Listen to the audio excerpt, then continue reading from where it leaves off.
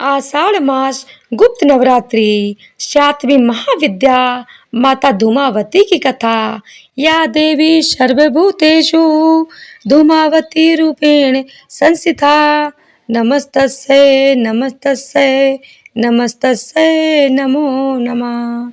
जय माता दी। हरे कृष्णा, राधे राधे। दोस्तों, आप सभी को गुप्त नवरात्रि की हार्दिक शुभकामनाएं। आप सभी पर माता रानी की कृपा सदा सर्वदा बनी रहे। आपसे अनुरोध है कि कथा को पूरा अवश्य सुनिएगा। यदि आपने अभी तक चैनल को सब्सक्राइब नहीं किया है तो कृपया चैनल को सब्सक्राइब कर लीजिएगा, ताकि आपको हमारे चैनल पर प्रतिदिन नियम से सुनने को मिलती रहे 10 महाविद्याओं की कथाएं। तो आइए कथा का शुभारंभ करते हैं। एक बार प्रेम से बोलिए जय माता दी। माँ धूमावती महाविद्याओं में सातवीं महाविद्या है। इनका स्वरूप विधवा स्त्री का है, जो सफेद वस्त्र धारण किए हुए हैं, खुले केश हैं और कौवे पर सवार हैं। इन्हें दुर्भाग्य, दरिद्रता और निराशा की देवी माना जाता है। देवी धूमावती का स्वरूप भले ही भयानक हो, लेकिन वे अपने भक्तों पर कृपा बरसाने वाली हैं। तिल मिश्रित घी से इस महाविद्या की सिद्धि के लिए होम किया जाता है। तो आइए जानते हैं देवी धूमावती की कथा, माता का स्वरूप, महत्व और पूजा विधि। कैसे हुई देवी धूमावती की उत्पत्ति।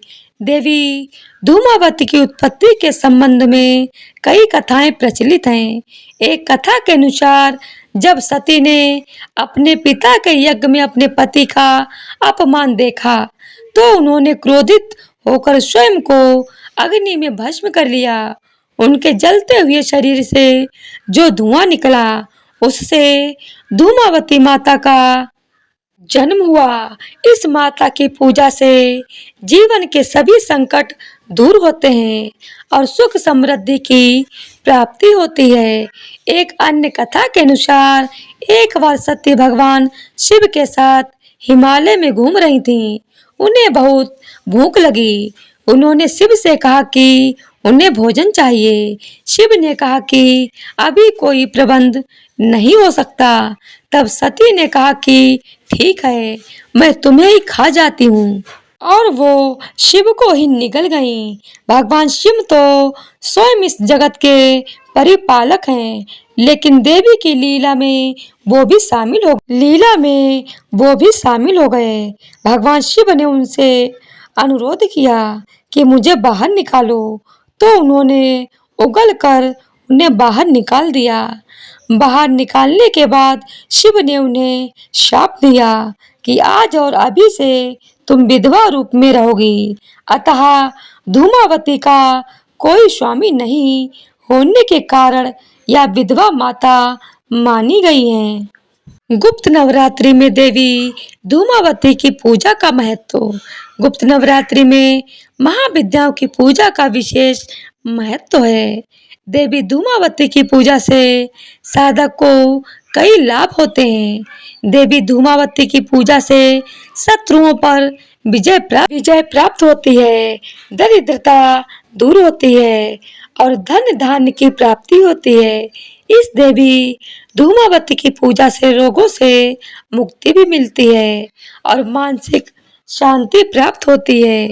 देवी धूमावती की पूजा से दुर्भाग्य दूर होता है तथा संतानहीन दंपतियों को संतान की प्राप्ति होती है।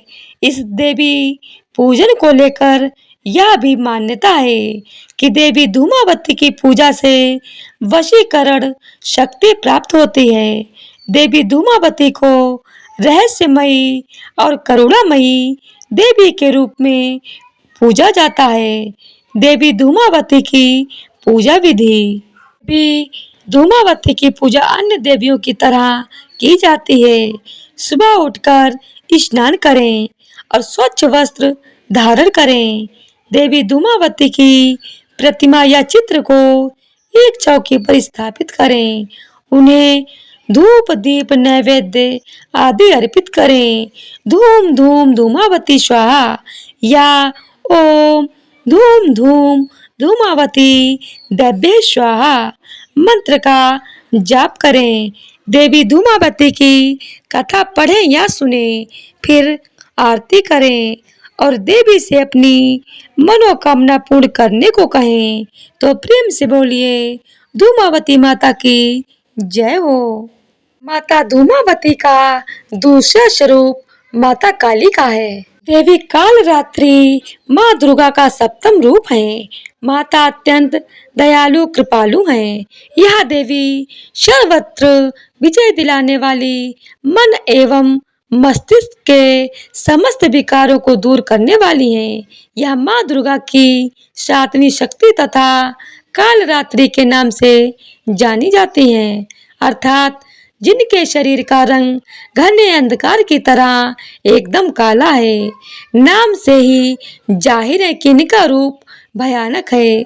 सिर के बाल बिखरे हुए हैं और गले में विद्युत की तरह चमकने वाली माला है। अंधकारमय स्थितियों का विनाश करने वाली शक्ति है। काल रात्रि काल से भी रक्षा करने वाली यह शक्ति है।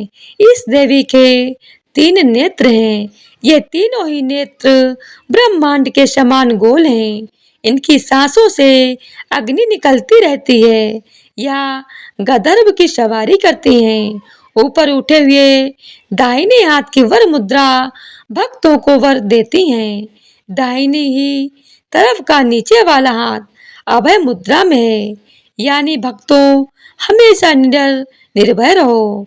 बाईं तरफ के ऊपर वाले हाथ में लोहे का कांटा तथा नीचे वाले हाथ में खड़ग है। इनका रूप भले ही भयंकर हो, लेकिन ये सदैव शुभ फल देने वाली माँ है, इसीलिए ये शुंभकरी कहलाई, अर्थात इनसे भक्तों को किसी भी प्रकार से भयभीत या आतंकित होने की कतई आवश्यकता नहीं। उनके साक्षात्कार से भक्त पुण्य का भागी बनता है।